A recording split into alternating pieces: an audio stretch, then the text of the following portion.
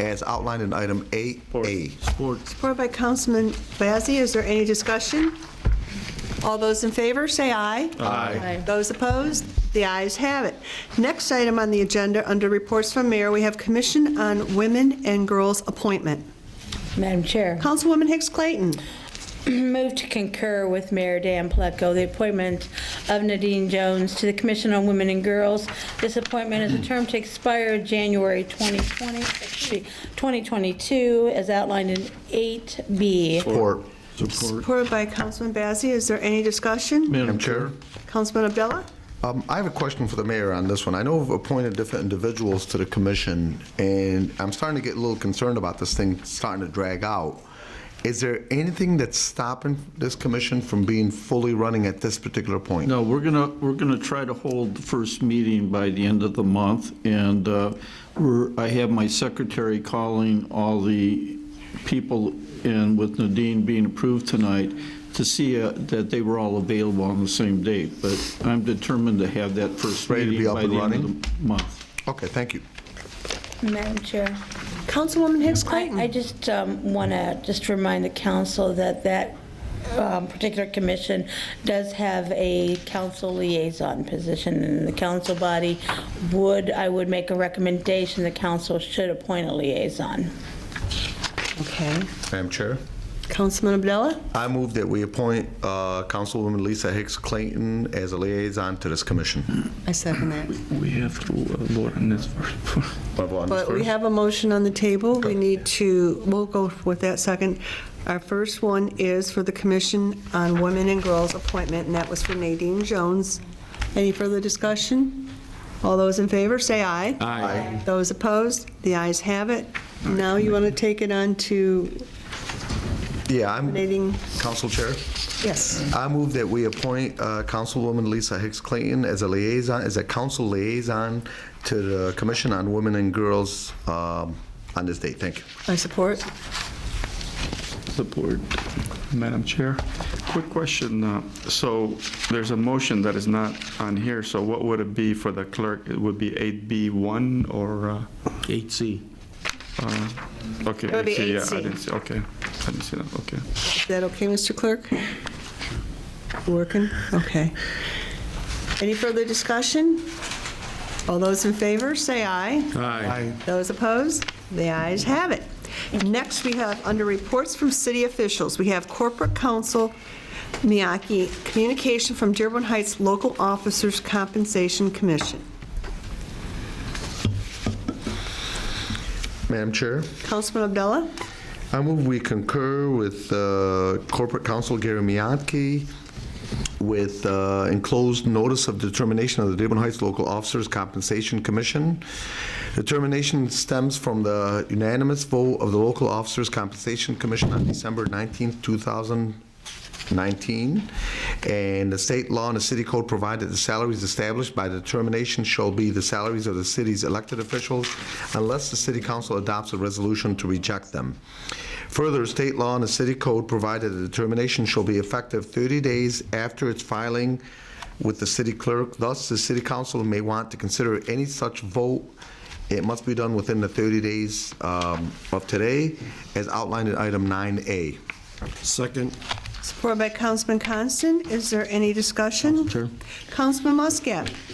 If memory serves me correct, we just had a raise here 2 years ago. And at that time, I asked the question of, can we do them all separate? And I was told that you do them one, you do them all.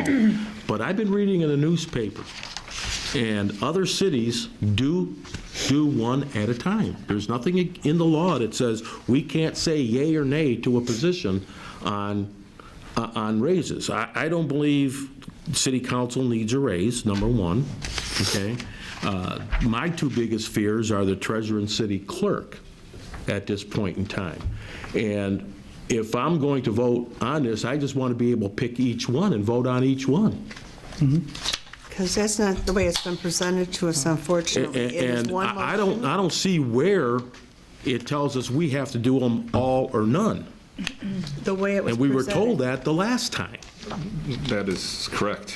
And that's basically the way it works, is that this body has to affirmatively reject the recommendation by a basically a 5/7 vote. And if this body does not do that, then these raises automatically go into effect. But where in the law does it say we have to do all of them or none of them? It's their recommendation. The recommendation is a. So it could actually go, it should actually. That's the way it's always been interpreted. Then we can. Want to show where I'm wrong. Okay. but- Then they can go back and do another recommendation then, correct? No, they have to See, do this is- why does other They have to do cities- this in the odd years, and you have to end up rejecting it within 30 days. Otherwise, it comes in. In the past, what has normally ended up happening is there's ended up being a received note and file.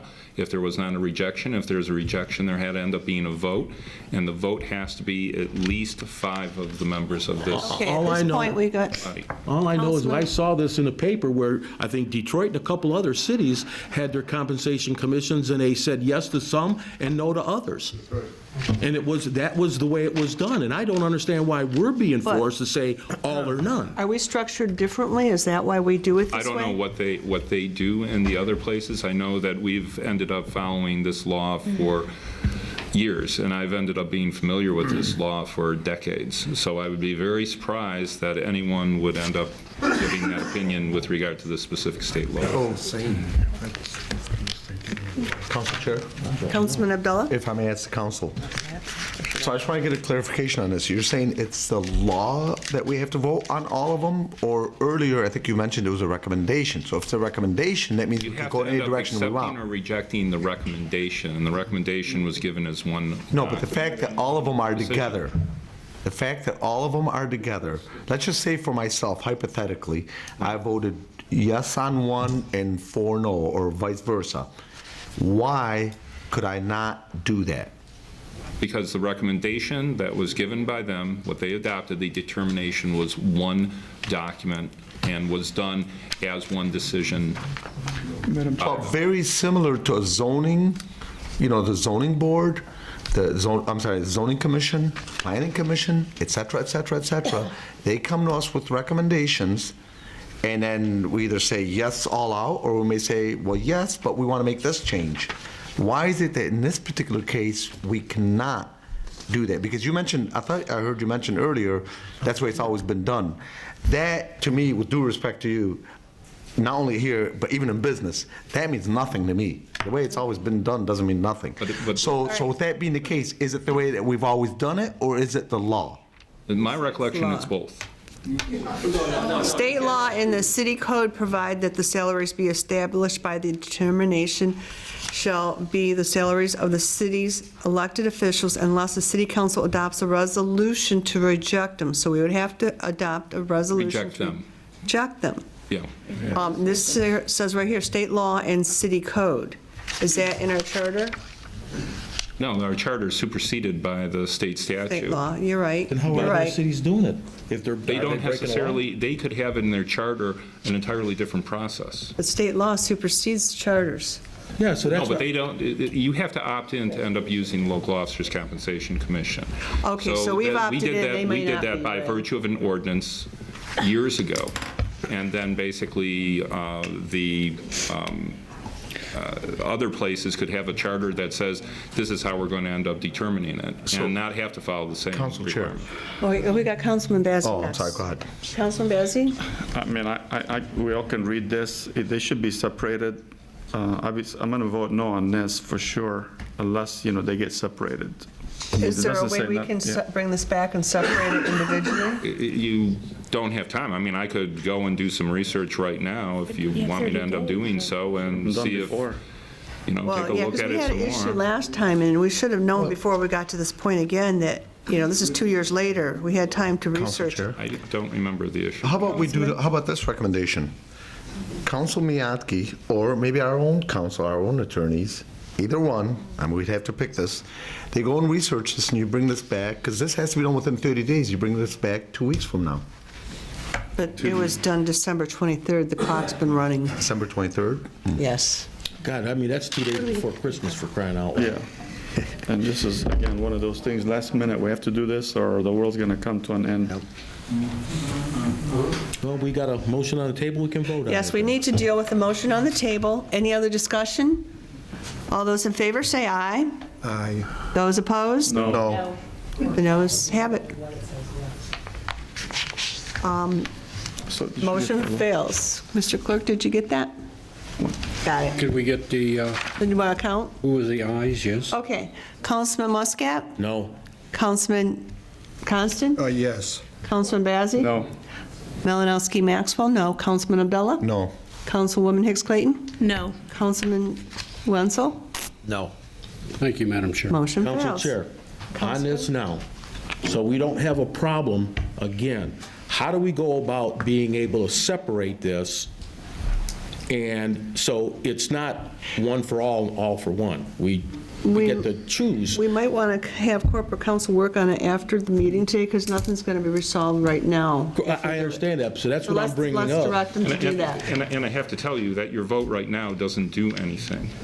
Just to be clear, your vote right now simply, it simply rejects the idea of concurring in the recommendation. You have to affirmatively reject the recommendation in order for the recommendation to end up being. How do we do How do you that? do, I mean, we just, all 6 people voted no. How much more do you need? Your motion did not end up indicating anything other than that you rejected the motion that was originally made by Councilman Abdullah, which was to concur in the recommendation. You would actually have to bring a motion to reject the determination of the All right, local so I officers' move to reject compensation commission. what you just said.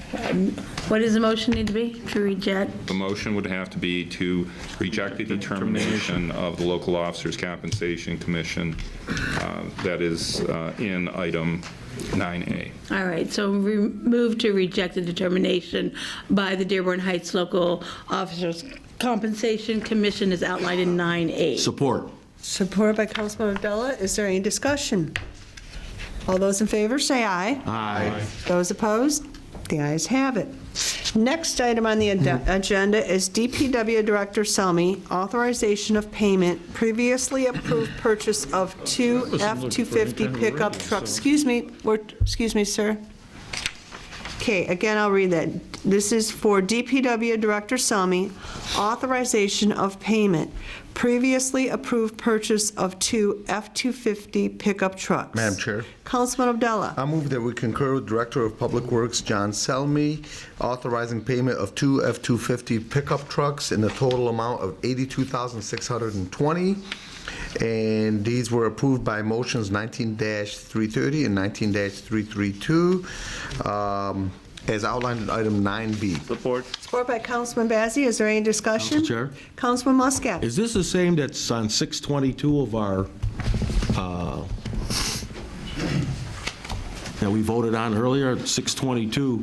Yes, in my initial request to the council, I didn't include, I asked for the purchase, you approved the purchase, but the practice here is that you need to have some language in there to authorize payment.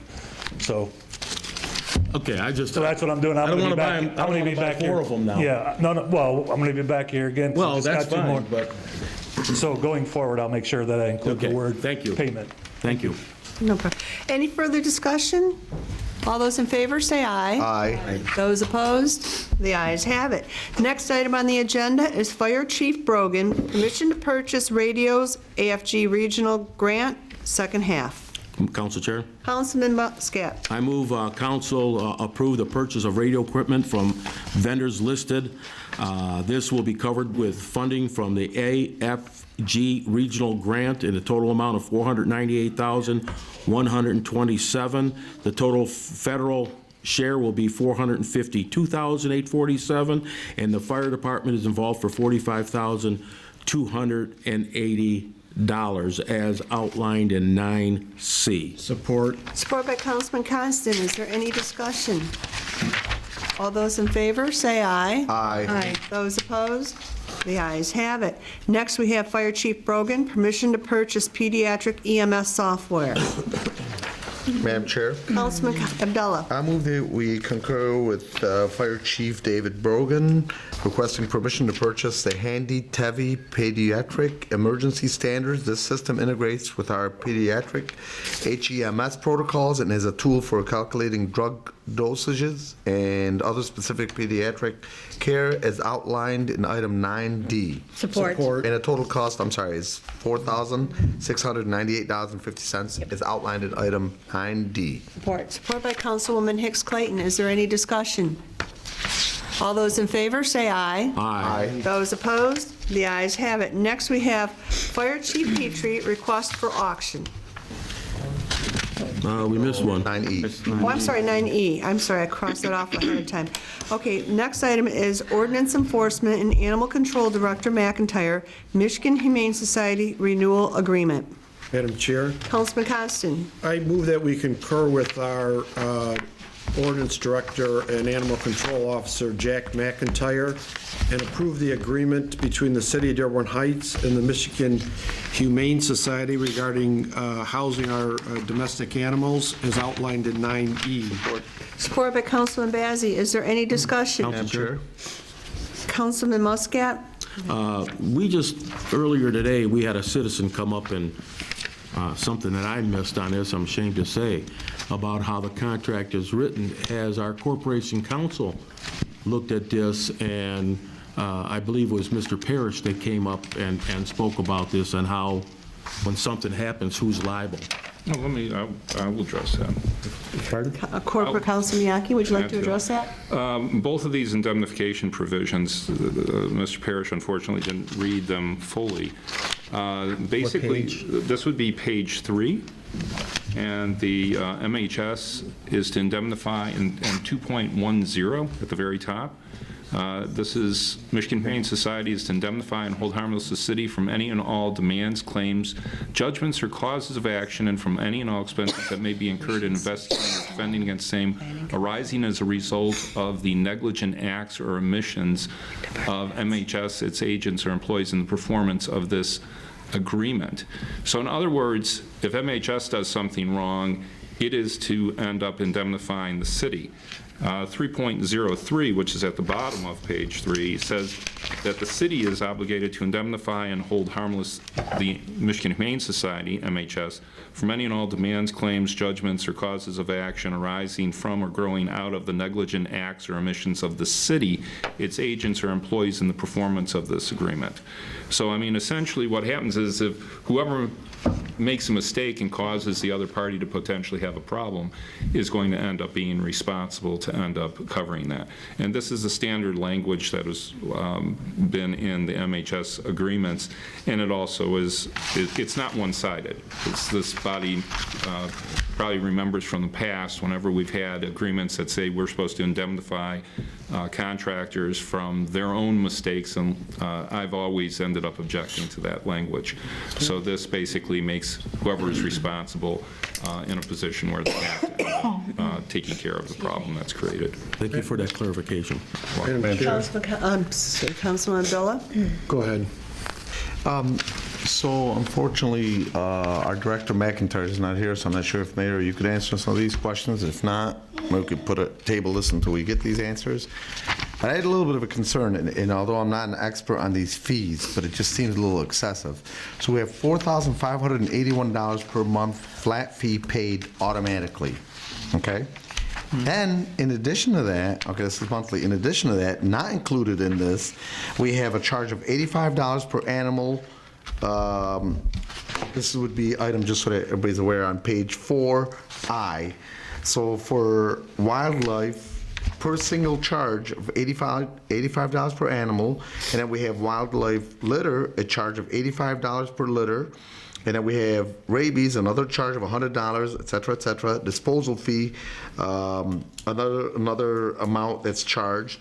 And then if you go to the next page, on page 5, if you look at items, additional holding time, $55 per day after the initial 10 days holding period. Training services, $40 per hour. Consulting, $40 per hour. Court cases, that one I understand why it'd be a little bit more, but then you got medical write-ups, you got necropsy, $150 for the first hour, $55 thereafter, diagnostics at cost, et cetera, et cetera, et cetera. And it seems like we start with 4,581, but once you add all these different little fees, I don't know how many animals we catch per month. To me, on the outside looking in, for somebody that's not an expert in this particular field, it seems excessive.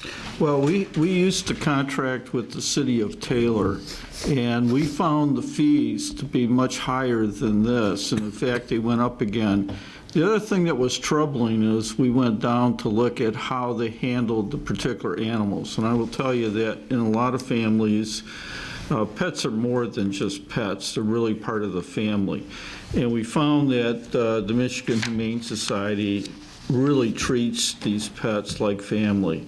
So there was also the consideration. So by moving it from Taylor, and we did look at the Dearborn, and the Dearborn one was much more excessive than this. They wanted us to guarantee 10 or 15 locations inside their service center, and that was multi-thousands of dollars.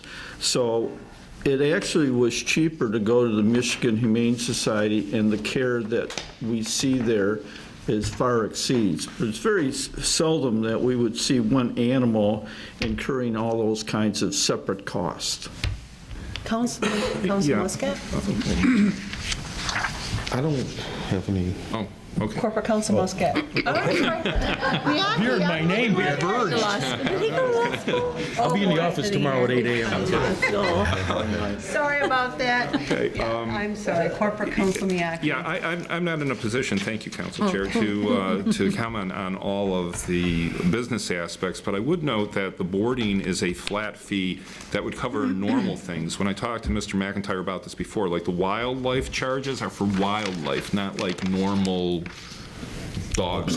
So on average, I don't know who could answer this, on average, what do we pay per month in addition to the $4,600? And not the concern, but just thinking out loud here, is it feasible, and I don't know what the amount is, but maybe to look into either a different city or maybe doing our own? I know we've talked about this before. Can't do it our own, and like I indicated, that the other communities basically take care of their community first.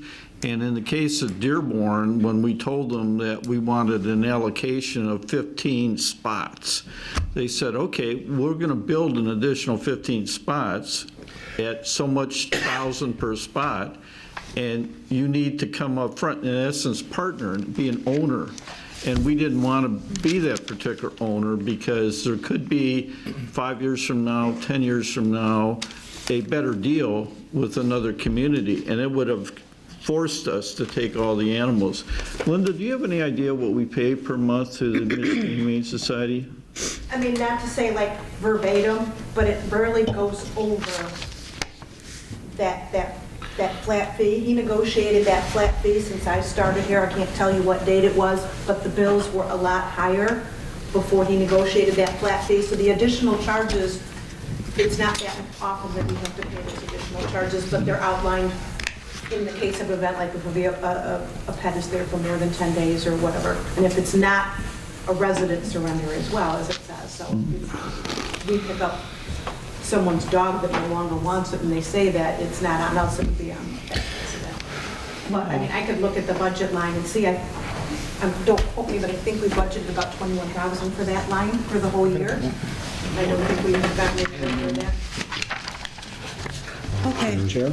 Councilman Wenzel? Just up until a few years ago, we didn't have animal control. We didn't have our dog catchers. We used to have them a long time ago, and then we got rid of them. And we'd have to call, anytime we had an issue, you'd have to call another city to have it rectified. I mean, Councilman Abdullah said, why don't we do our own? Maybe somebody could look into, because it's not only the charge. You could charge other cities to house animals. You can make it could be a profit thing. I don't know. Other cities do it. Dearborn does it. Taylor does it. It must be profitable or something. Maybe something to look into. Okay, thank you. Any further comment? Madam Chair. Councilman Constant? That was my question, what the status was of we used to house our animals in Dearborn, and that was the problem? No, Taylor. And we had more than one occasion where an animal was taken there, and they said, it's filled. And then we had the unfortunate situation where they bring the animal back and we're calling, does anybody have an opening? And that's this marriage between the city of Dearborn Heights and the Michigan Humane Society has really been an excellent one. In fact, they have partnered with us at least once a year in which they provide free vaccinations and we have an open house here. There's a lot of things that we've done with the Michigan Humane Society, but they really do a good job, and that was the main thing. I mean, when I went down to look at Taylor, I would not want my pet to be taken down there, to be honest with you. I did not like, and things may have changed, but when we made the decision, and then Dearborn wanted $250,000, basically so much for 10 or 15 allocation. We don't have $250,000 to invest in that. This really is a very humane. It is good for, unfortunately, if our animals get out. They do a lot of joint things. I highly recommend that we continue the contract with the Humane Society. If you want us to look at alternatives, we're more than willing. I think just from good management, every renewal contract, we should look at alternatives, but I don't think there is an alternative right now. Thank you. What other communities? Councilman, please be recognized. I wasn't finished with my question. Okay, go ahead then. What other communities contract with the Humane Society besides us? I would only be guessing. I do not know the answer to that. Do you know? I don't, I'm sorry. I don't think it was Probably, Director McIntyre probably knows, but he's not here. I just don't think anybody can be any better. I agree. If I could just real quick, Jack is on training this week. Last week he said, Lee, if the council discusses the Humane Society, let them know that, you know, between Dearborn, when I was chief, we dealt with Taylor and we got rid of Taylor. We had too many issues with that. He said, Lee, let them know that the service we get, the doctors, you know, the vets in that, he says that's the reason for it. So he's not here. I'm just saying that. He asked me if if it comes to an issue, if I'd get up. Liz just texted him some about animals, and he said hundreds a month, whatever that would mean. So maybe that's what we collect. Yeah, Livonia, Redford, Canton, and Westland use the Michigan Humane Society, and they would prefer a charge for each animal. Okay, thank you very much. Any further discussion? All those in favor, say aye. Aye. Those opposed? The ayes have it. Next, we have Police Chief Petrie, request for auction.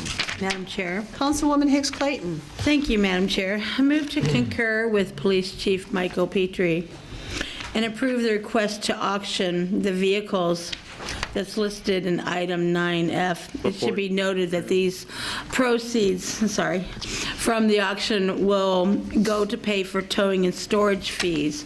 The remainder will go back to the state forfeiture account as outlined in 9F.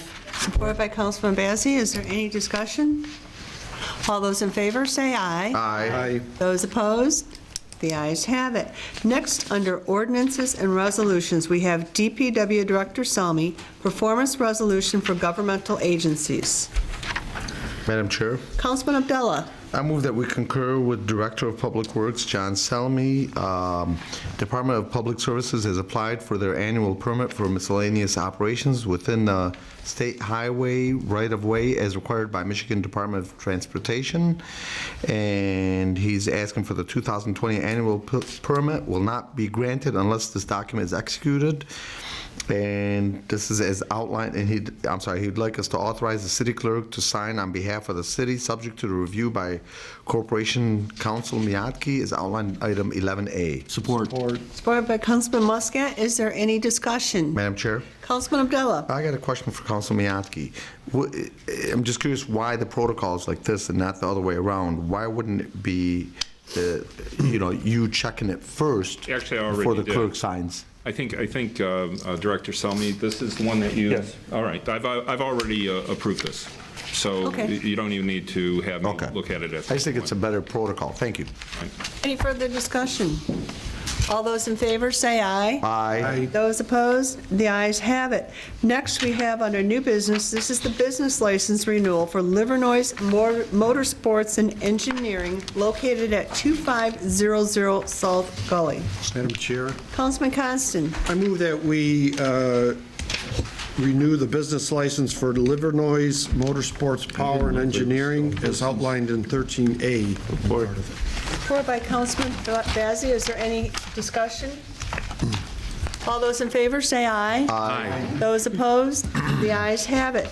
Next, we are opening up to members of the public. This is comments from council members. I have been asked by the clerk that he needs some time for a speech about the election. Go ahead. Thank you, Madam Chair. Actually, I asked the chairwoman for about 20 minutes to talk about the upcoming election. However, in the essence of us starting early and getting out early, I'm not going to talk for 20 minutes. What I have decided to do is put together a little presentation, which I'm in the process of doing, and we're going to piggyback it at the end of the council meeting. So it'll be on YouTube so everybody can watch it. I urge everybody to urge our voters to watch it. It'll give you information on the protocol of this presidential primary, so forth and so on. So the rendering and the viewing of the city council meeting will be probably a day late or maybe Thursday, depending on when the staff and I can get this filmed and then put together. So any residents who are dismayed by the delay, please blame me, okay? But the one thing I did want to say, and we have the applications out, okay, for the March 10th presidential primary. In this election, make sure you have to ask for a Democratic ballot, a Republican ballot, or a ballot with proposals only. There is a countywide proposal. Crestwood, Westwood have school proposals. I believe those are the only school proposals. But let me explain something, folks, really quickly. This is state law. People are upset. It's an infringement on my privacy to ask for you to ask me whether I want a Republican or a Democratic ballot. All the presidential candidates are in the Democratic column are in one ballot. All of the Republicans are in another ballot. Both of those contain the proposals, and there's one proposal only. It's law. We follow the law. As much as you argue with my staff and I and keep us on the phone, you're going to get that ballot. So please understand that. I urge you, if you disagree with it, these are laws that are made by the legislature. Contact your state senator, your state representatives to express your displeasure. Don't forget when you turn these in, sign them, date them, so we don't have to send them back to you and delay getting your ballot. We do not have the ballots yet. We anticipate getting the ballots in about a week, week and a half. So we're in the process of processing these. So thank you, Madam Chair, for your time, and please stay tuned. Also, very quickly, folks, I could turn this into 20 minutes very easily, but we're putting together a new board right outside my office. I don't know, those of you that visit City Hall, there's an election board there. So we're in the process of revamping it. There's great information there about the election. We're going to be adding to it. So look for that and call my office, 791-3432, for any further questions. Thank you. Thank you. Okay, at this time, I'd like to make a statement. Beginning with the new year, I'm working on getting a charter review committee together. I had been suggesting this for well over a year, but now it's time to implement something and look forward to it happening soon. Also, too, I do have a question for Mr. Mayor. Usually in January is when we reappoint corporate counsel. the commission members who have expired, and department heads. And I didn't find anything on this agenda. Could we expect that soon? In fact, you wrote me a communication, and normally I was geared to doing it in January, but when I got your communication, we went back to the charter to review it, and it is due first Monday in April?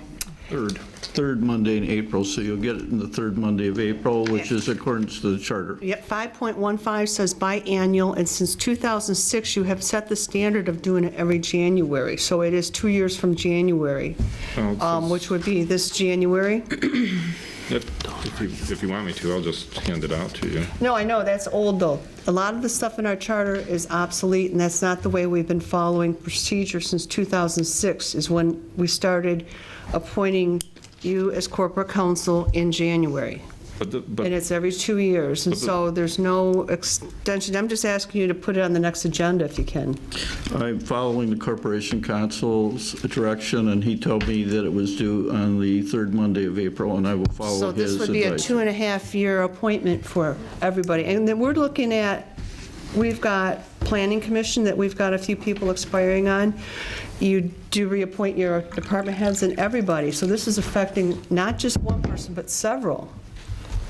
So that's why I was wondering if we can figure out something in regards to this, because we can't have some of our commissions without the people on them. We don't want to lose them. Council Chair, if I may, this is section 5.15D. I know exactly what it says. I know, I've read it several but times. unless a definite term of office is specified in this charter for the head of any department of the city government, such department head or heads shall hold office at the discretion of the mayor, provided, however, that no officer shall continue to hold office after the third Monday in April following the regular biannual city election, unless he shall be reappointed to a new term. So it's very clear. The biannual election took place in November. The April would be April 2020, and that is what is in the charter, and the charter hasn't been changed. I know, there's a lot of things in that charter we don't follow, such as different guidelines as far as terms and stuff on other things. We have set standards over the years, and it's been consistent. I will be researching this, and I'll let you know by the next meeting what I find out. And if I find out something ahead of time, I will be in communication with the mayor in regards to it. Please. You know, because I'd like to include you in that. And see if we can't figure out how we're going to resolve this, because we can't, like I said, the Planning Commission's got, I think, 2 people expire. Their terms are expiring. We need to keep that going. We don't want to let people hang and think they're not part of it anymore. There is a legal opinion. In fact, there's over 100 legal opinions, and they have the source of law until a court changes them. But a person continues in their particular position until they're replaced. So that came up at an earlier time, but I'm more than willing to reappoint. It's just a matter that we have actually a couple people that are moving out that I just became aware of that told me that they sold their home and they're leaving Dearborn Heights. So, and I'm always looking for good people. So if people are wanting to be on the commission, I would ask them to contact my office. Did you want to make an announcement of what commissions you're looking to fulfill so people can maybe get a hold of you? But I don't have a listing with Because me you at the know moment. which ones are moving out, what commissions they're on, right? They're going to come back and give me a specific date. They told me the homes are up for sale in one case. In the other, they said they sold the home, but they haven't agreed on an exit date. But I indicated to them they can't continue serving once they leave the city. Right. Okay. Council Chair? Madam Chair? Councilman Muscat? I just got 2 real quick things. Number one, I'm going to ask people again, residents in this city, to kindly put your trash cans where they belong on the grass part or on your driveway approach. And please don't park on the street, especially in front of a neighbor's house where their trash cans can't be picked up. We need to help one another, and there's been a lot of complaints about our trash pickup company, GFL, but we could help them out by getting our cars off the street and doing what we're supposed to do as a city. It's number one. Number two, I'm going to bring up the fact of the select newspapers that have been thrown away. I did a lot of research for a few years on that until finally someone in, I believe, Tennessee beat me to it and got it into court, and we won. And getting a lot of complaints from citizens saying, I'm still getting this paper, still getting this paper. And I was in contact with Mr. McIntyre. He was gone this week, but his assistant, Michelle Bianchi, told me that people don't want to file complaints against the carriers or the paper company. Now, I'm not expert in the law, and I'm going to do something I was asked not to do. But Mr. Myers, can you tell the folks what you told me, please, so we can get some clarification on this? So for the city ordinance, it can be enforced two different ways. One is if an officer, whether an ordinance officer or a police officer, witnesses the act, or if it's not witnessed by us, if there's a complaining witness, that would be the resident. So just seeing the papers on the lawn isn't enough. It would have to be either attested to by a witness who's the homeowner. I'm sorry, go ahead, ma'am. Well, I was going to say, I have video camera. I could show you footage of it. And then I would need you to sign the complaint because you were the one who actually witnessed it live or had it on your video. Also, as a resident, I have the same issues here. So not only am I with the police department, but I am a resident. And as a police officer, I observed it happening while off duty. So I am acting as a complainant and as a police officer in one of those violations. But in order for all of us to have this stop, if this is what we want, people have to participate in the prosecution of the offenders. The only way to do that is to sign a complaint. You can tell us about it, but prosecution can't happen unless you're willing to participate. And that goes with most ordinances. Okay, thank you. And I thank you. If I may clarify. Corporate Miyake? Yeah, because the deputy chief and I actually had communications about this today. Actually, and I'm sorry, Mark, but you don't necessarily have to have someone sign a complaint who has seen this. Rather, it's always going to have to end up being signed by an ordinance officer, or it's going to have to be signed by a police officer. But we do need to end up having support of the people who are the homeowners. We need to do that for two reasons. One is we need to show that the property did not previously have this before the offense date, namely the papers there. The second thing is we need them to end up saying that they did not solicit these materials, because otherwise the argument could be made we haven't met our burden in terms of the property, the papers being solicited. Even though I don't consider that to be the biggest issue, I would rather end up going to court with a case that's solid in that regard. So if someone wants to come forward and say, I want to end up basically assisting in this, then essentially the ticket can end up being written by the ordinance officer or by a police officer, but these people will have to end up being witnesses to say, yes, I did not solicit this, and no, the property, the paper wasn't on my property before the date of the offense. Once again, the Corporation Council is a little more eloquent than I am, but you have to participate. If you do not participate, we can't enforce it. And with all the residents who have video security cameras now, it should be pretty easy if Participating includes showing up in court if necessary. Right. So participation is not just calling us. Participation is being part of the prosecution process. Even if you have a video clip that you could take to court with you? Yes, proving? because you have to, we could go further into it, but you have to prove that it was yours and that you're producing it. Gotcha. You're the person involved. Right. Well, and part of this was that, the deputy chief and I had some communications about this, and is very proactive in terms of trying to address these issues, and we've exchanged some emails today and also talked over at court. So hopefully we'll be moving forward more in terms of this, even with other departments being busy, namely the ordinance enforcement director being out of town for training. We've moved forward on this, and I think Deputy Chief deserves a lot of credit for actually investigating and following up on this. So citizens, please, let's help ourselves. If you want to clean up the city, this is our big chance. When you get it, file a complaint, please. I know I will be. Well, I will too, because I've had them stuck in my snow blower, not realizing they were underneath the snow, which is another issue. Councilman Abdullah? I just want to take this opportunity to congratulate the new council chair, or continuing council chair Denise Malinowski, and I'd also like to congratulate the council chair pro tem Bill Bazzi. So democracy spoke. I also want to take this opportunity to just quickly say congratulations, I know he's not here, to Jamal Faraj, who was elected as Fireman of the Year. So congratulations to all the firemen, including Jamal Faraj.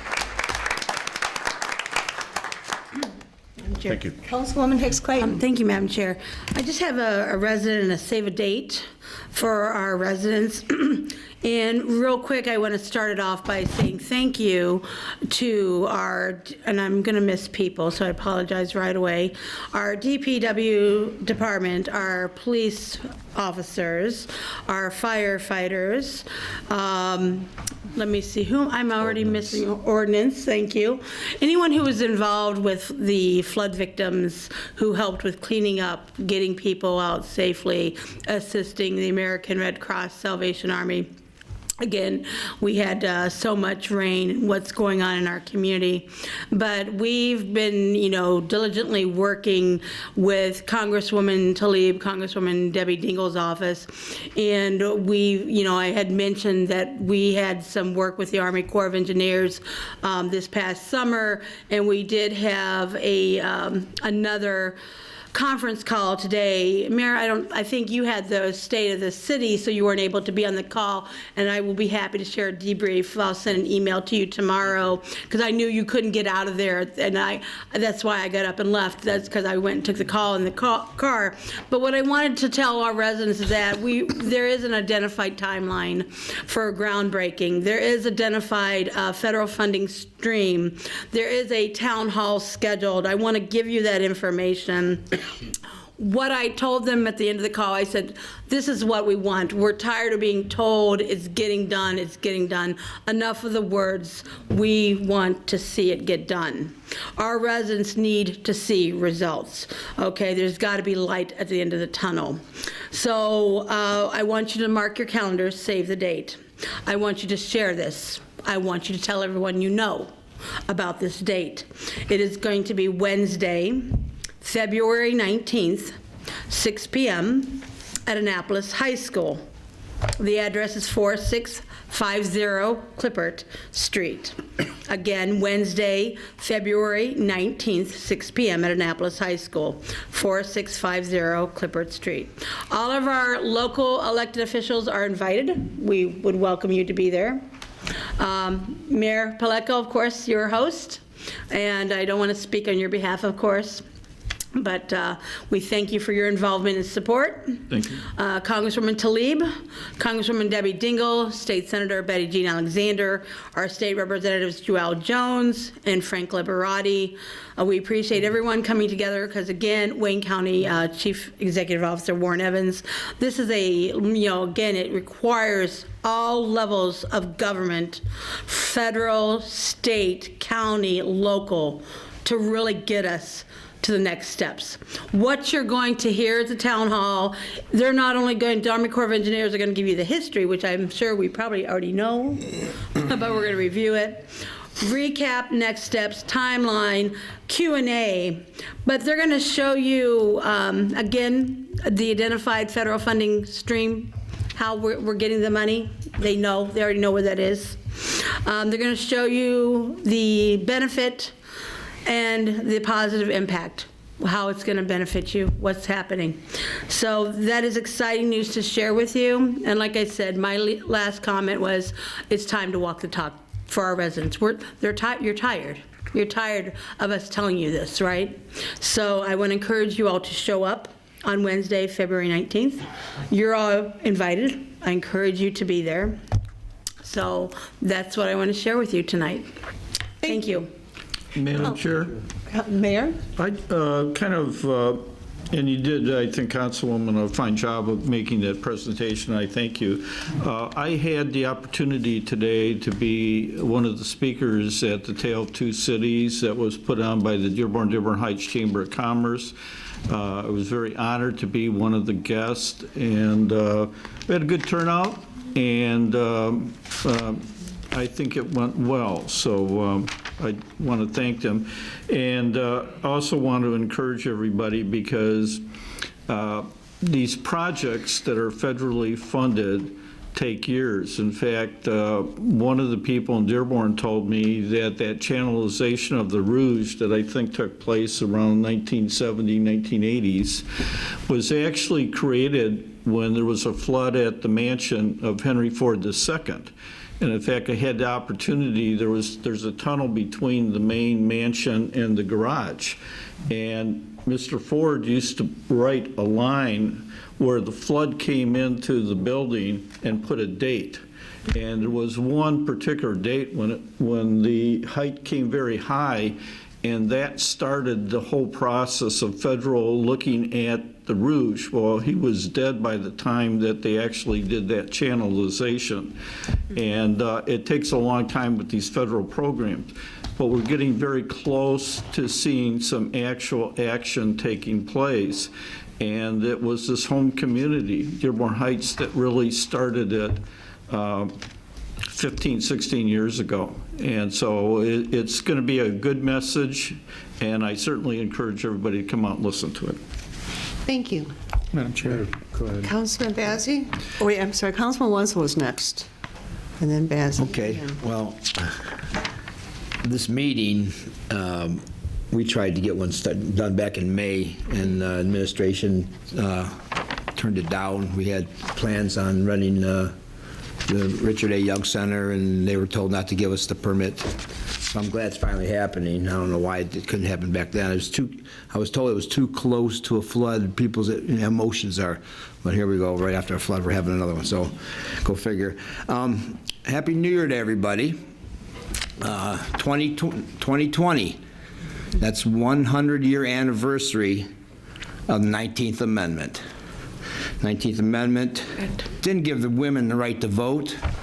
What it did, it prohibited government from denying women their God-given right to vote. So thank God for the 19th Amendment. Now, as I do at all the meetings, I'd like all the veterans in the audience to please stand up and be recognized for this.